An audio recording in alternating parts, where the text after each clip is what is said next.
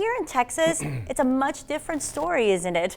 My elections partner, Paul Mueller, is live at the Real-Time Results Center to explain all of this. Phew, we got our results out fast, Paul. We sure did. And Katya, you know, this map looks exactly like it did on election night almost. You don't need to adjust your set here. We're looking at the key battleground states, and they are Pennsylvania, North Carolina, Georgia, as well as Arizona, Nevada, and Alaska. Those are the 6 key states that are now in play, and the results will tell us who our president will be. But here in Texas, 38 electoral votes, no question, President Trump. Tensions across the country at an all-time high, from Georgia no, you're anti-American. to Arizona to Pennsylvania.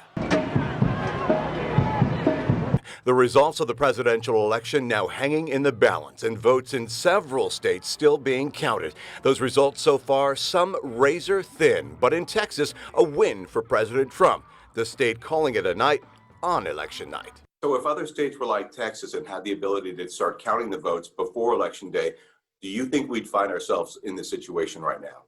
No, I think you would have more information than we have now. Texas, one of several states allowed to count mail-in and absentee ballots before Election Day.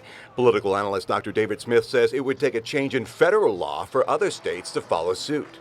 That if you were to change it election to election, it would cause more uncertainty and more frustration amongst the voters. In Nueces County, for example, the county clerk says she had election results online 15 minutes after the polls closed, and all those votes counted before Election Day. Officials say the state had roughly 3 to 5 days before the election to count those ballots. Meantime, in Pennsylvania, for instance, one of the hotly contested states, they're only allowed to count the votes after the polls closed. Some states even allowed 3 to 4 days processing, as long as it's postmarked by Election Day. Some people are saying Democrats are trying to steal the election with all this going on. You would say? Untrue, in part because every vote matters. And whether it's Election Day, early voting, or mail-in ballot, those votes have a right to be counted, and those voters have a right to have their voice heard. So right now, 3 states to keep a really important eye on, political experts say, and they are Arizona, Nevada, and for the first time in a very long time, margin razor thin right now, maybe even 0.2%.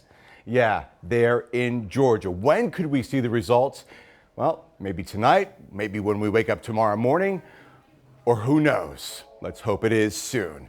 That's the latest night live in the Real-Time Results Center. I'm Paul Mueller, KRIS 6 News.